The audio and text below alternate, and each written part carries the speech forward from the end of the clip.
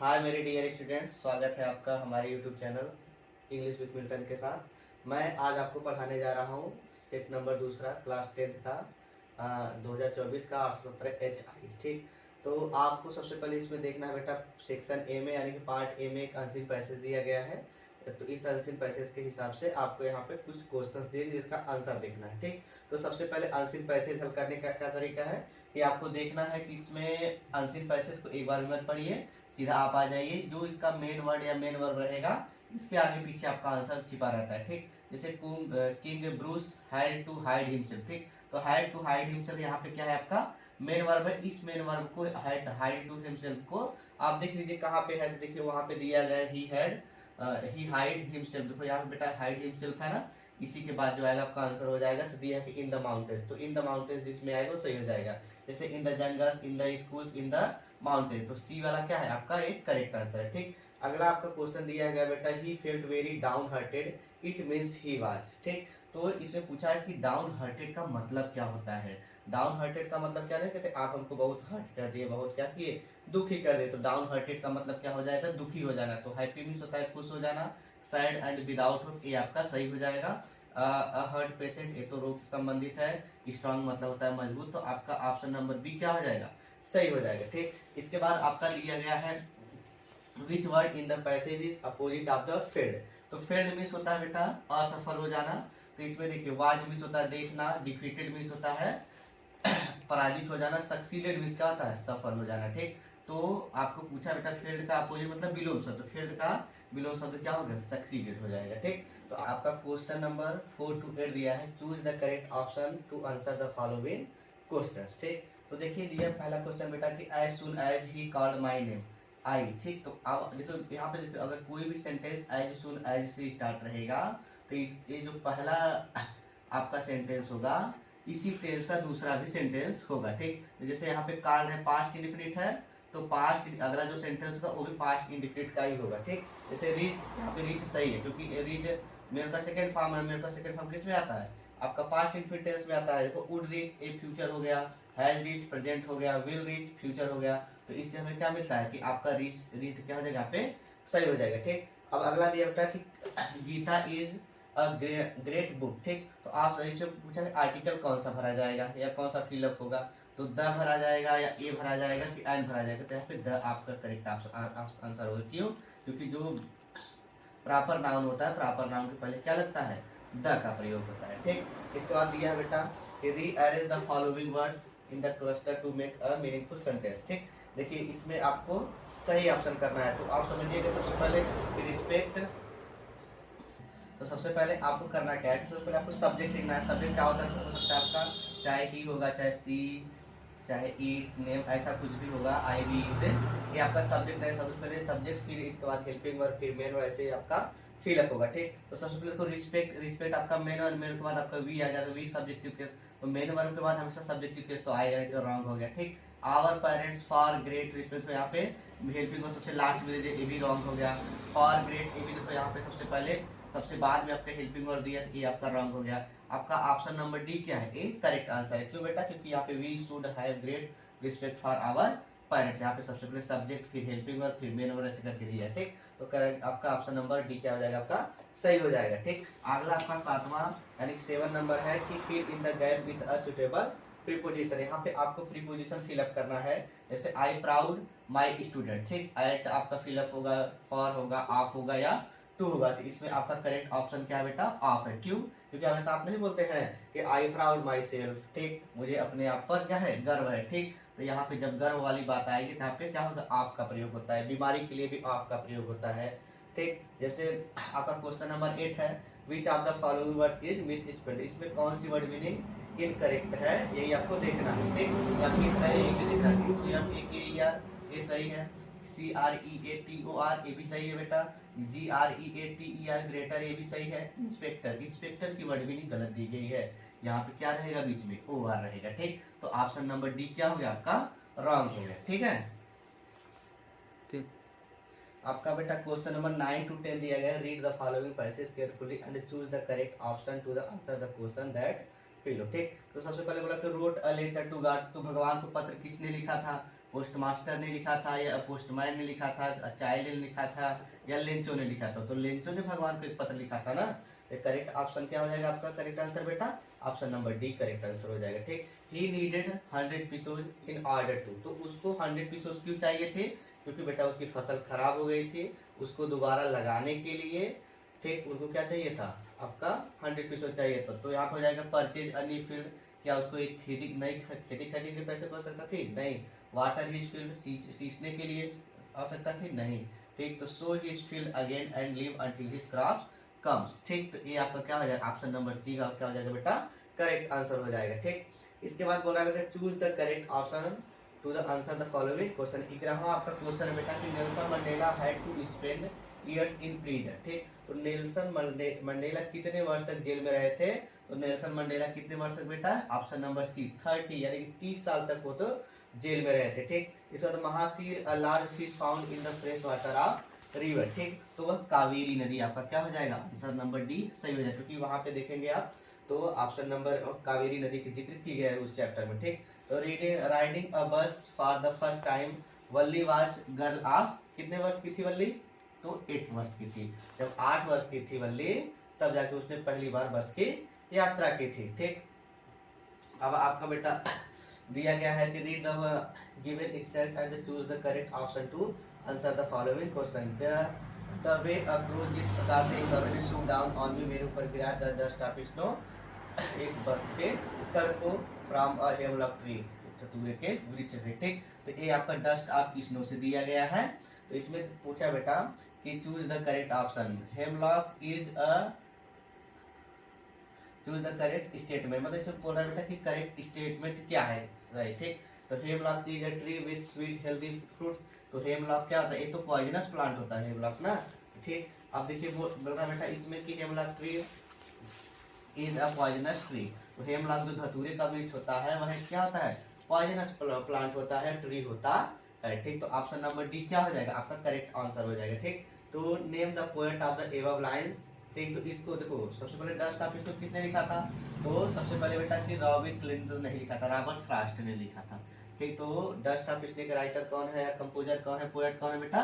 तो Robert Frost जी हैं। ठीक, अगला आपका दिया गया है बेटा कि choose the correct option to the answer the following question. ठीक, बोला कि during the treatment of the dog the doctor, मतलब कि जब ट्रीटमेंट कर रहे थे डॉक्टर उसका ट्रिकी का, तो उन्होंने कुत्ते को क्या दिया था खाने के लिए, कुछ भी जो चीजें थी, बोला कि provided the many eatable to eat, उसको बहुत ढेर सारा खाना दिया था। तो खाना वाना कुछ नहीं दिया था भैया उसको, 2-3 दिन तक क्या दिया था? केवल पानी दे रहा था। ठीक, तो kept an eye on the dog, ठीक, गिविंग हिम नो फूड। ठीक, तो यहाँ पे ऑप्शन नंबर डी क्या हो जाएगा?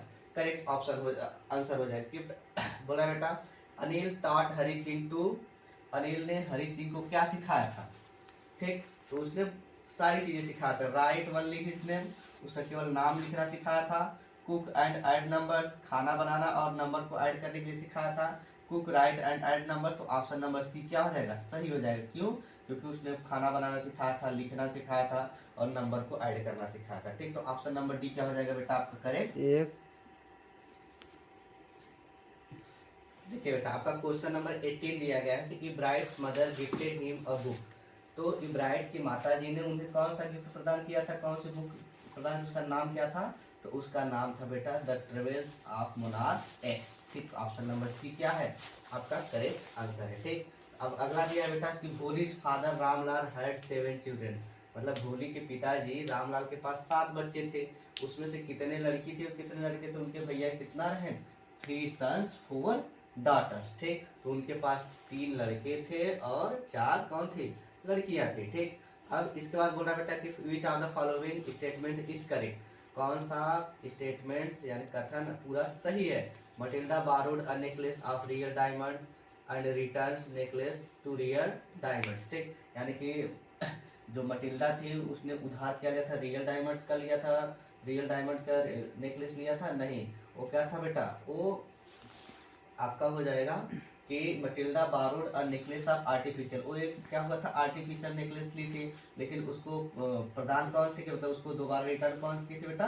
तो रियल डायमंड्स की थी। ठीक है, तो ऑप्शन नंबर सी क्या हो जाएगा? आपका करेक्ट आंसर हो जाएगा। ठीक, तो आपका इसके बाद है पार्ट नंबर बी यानी सेक्शन बी में फिर आपको रीडिंग ही दिया गया है अब इसमें आपको करना क्या है कि आपको इसको पढ़ के आंसर दे।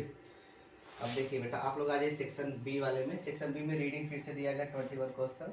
ठीक, तो आपको देखो बेटा अनसिन पैसेज दिया गया, तो अनसिन पैसेज का हल करने का तरीका आपको बताया कि सबसे पहले क्वेश्चन को ही पढ़ना है, हमें पैसेज को पे ध्यान ही नहीं देना। ठीक, अगला ये आपका दिया गया कि how was the Florence Nightingale named by her parents. ठीक, तो नेम्ड बाय हर पेरेंट्स, ये वाली वर्ड मीनिंग जहाँ से आएगी उसका आंसर वहीं से रहेगा। ठीक, तो जैसे यहाँ पे दिया गया है कि her parents named her after the name of the city where she was born. ठीक, तो वहां से लेकर हर पेरेंट्स से लेकर यहाँ तक आपका बेटा क्या हो जाएगा, आंसर सही हो जाएगा। ठीक, आपका क्वेश्चन नंबर बी दिया गया what was Florence nightingales ambition. ठीक, तो फ्लोरेंस नाइटिंगेल्स एम्बिशन, तो अब एम्बिशन वर्ड मीनिंग कहाँ पे है इसको देख लीजिए आप। ठीक, तो इस एम्बिशन जहाँ पे आएगा वही आपका आंसर हो जाएगा। ठीक है, तो वहाँ पे दिया गया कि her sole ambition in life was. ठीक, तो यहाँ से लेकर आपको कहाँ तक लिख देना है, आफ्टर हॉस्पिटल। ठीक, तो यहाँ तक आपका क्या हो जाएगा बेटा, आंसर हो जाएगा। ठीक, अगला आपका क्वेश्चन दिया गया है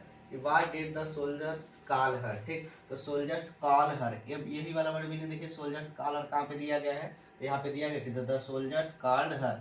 ठीक, तो अभी यहाँ से लेकर ये वाला, यहाँ से लेकर आपका यहाँ तक क्या हो जाएगा, आपका इस पैसेज का मतलब इस क्वेश्चन का आंसर हो जाएगा। ठीक, अब आपका अगला क्वेश्चन दिया गया बेटा डी का, which word in the passage in the opposite of the word forgotten. ठीक, यानी फॉरगॉटन का आपका अपोजिट विलोम शब्द, फॉरगॉटन मीन्स होता है भूलना, किस मीन्स होता है याद करना, तो रिमेम्बर मीन्स क्या होता है, याद करना बेटा, तो यहाँ पे रिमेम्बर्ड इसका अपोजिट वर्ड हो जाएगा। ठीक है, अब अगला आपका दिया गया है आपका देखिए बेटा क्वेश्चन नंबर 22 है कि write a letter to your friend inviting him या her to attend your elder sister marriage. ठीक, तो आपको अपने एल्डर बड़ी बहन की शादी में अपने मित्र को इनवाइट करना है, इसके लिए आपको क्या लिखना है बेटा, आपको लेटर लिखना है। ठीक, तो ये आपको मैं डिस्क्रिप्शन में लिंक बता दे रहा हूँ बेटा, आपको मिल जाएगा। ठीक, अगला आपका क्वेश्चन नंबर 23 दिया गया है कि write a report an election seen in about 80 to 100 words. ठीक, अब इसके बाद अगला है बेटा, या फिर इसके बदले में आपको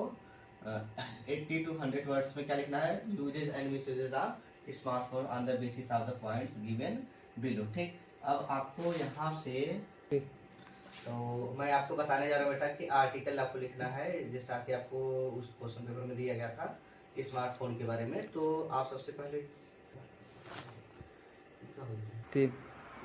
इंट्रोडक्शन, आपका mobile phone is a electronic device, देख सकते हैं।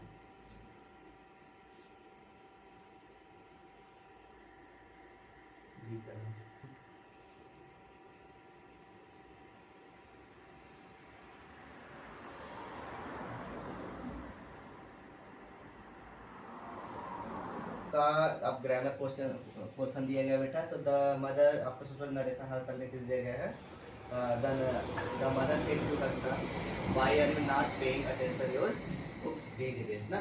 तो सबसे पहले बेटा यहाँ पे देखिए, सबसे पहले आपका रिपोर्टेड स्पीच किससे आया है, क्वेश्चन वर्ड से स्टार्ट हुआ है। तो आपको मैं बताया था कैसे, देखिए आपको बनाया गया था कि ये देखिए आपका आरएस होता है और ये होता है बेटा आपका आरबी। ठीक, तो अगर रिपोर्टेड स्पीच क्वेश्चन वर्ड यानी कि डब्ल्यूएच से स्टार्ट हो, ठीक, जब डब्ल्यूएच से स्टार्ट रहेगा तो रिपोर्टिंग वर्ब में दिए गए सेड को ऐसे आप चेंज कर देना आस्क्ड में, इसमें चेंज कर देंगे बेटा आस्क्ड में, और कामा के स्थान पे जो डब्ल्यूएच आया रहेगा उसको लिख देंगे। जब डब्ल्यूएच लिख देंगे तो इसके बाद हेल्पिंग वर्ब बचेगा, तो हेल्पिंग वर्ब और प्लस सब्जेक्ट को चेंज कर देंगे सब्जेक्ट प्लस हेल्पिंग वर्ब में। ठीक, तो सबसे पहले देखिए यहाँ पे दिया गया है आपका, तो यहाँ पे सेड के जगह पे क्या हो जाएगा, आस्क्ड हो जाएगा। यहाँ क्या हो जाएगा कि द मदर आस्क्ड, क्या हो जाएगा बेटा, आस्क्ड।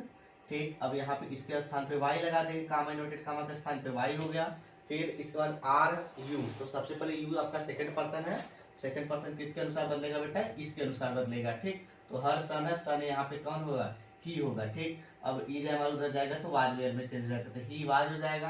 पेइंग अटेंशन योर फिर सेकंड पर्सन, तो यहाँ पे इसके स्थान पे क्या हो जाएगा, हिज हो जाएगा। योर के स्थान पे क्या हो जाएगा, हिज, और दिस को दोज में बदल दीजिएगा, आपका डिज हो जाएगा। ठीक, अब इसके बाद दिया बेटा कि यू नो हिम वेल। ठीक, तो सबसे पहले देखिए आपको मैं कुछ वर्ड बता दे रहा हूँ जहाँ पे आपको इसको पैसिव वॉइस में बदलना है ना। तो आपको जैसे नो हो गया, एडिक्टेड हो गया, ठीक, इनवाइटेड हो गया, अगर ये सब वर्ड रहेंगे तो यहाँ पे बाई प्लस ऑब्जेक्ट के स्थान पे टू प्लस ऑब्जेक्टिव केस का प्रयोग करते हैं। ठीक, तो सबसे पहले यहाँ पे आपका क्या है, ये ऑब्जेक्ट है, इसको इधर करेंगे सब्जेक्ट हो जाएगा, ये आपका प्रेजेंट इंडेफिनिट टेंस है। ठीक, तो ही इज कर देंगे, इसके बाद नो का थर्ड फॉर्म क्या हो जाएगा, नोन, KNOWN हो जाएगा, नोन। अब यहाँ पे हम बाई यू लिखते हैं, लेकिन यहाँ पे टू यू लिखेंगे, क्या लिखेंगे बेटा, टू यू। क्यों, क्योंकि यहाँ पे आपका मेन वर्ब ग्रुप में क्या आया है, नो आया है। जब आपका मेन वर्ब में नो आए, इनवाइटेड आए, तो हम वहाँ पे बाई प्लस ऑब्जेक्टिव केस की जगह क्या लिखते हैं बेटा, टू प्लस ऑब्जेक्टिव केस का प्रयोग करते हैं। तो यहाँ पे फिर विल बचा है, विल कर दीजिएगा। ठीक,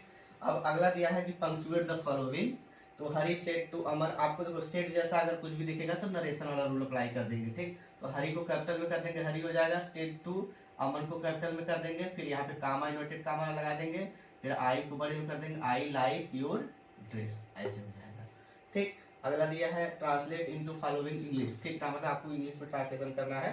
बोला आपका ऑप्शन क्वेश्चन नंबर डी है बेटा कि ट्रांसलेट इनटू इंग्लिश, आपको इंग्लिश में ट्रांसलेशन करना है।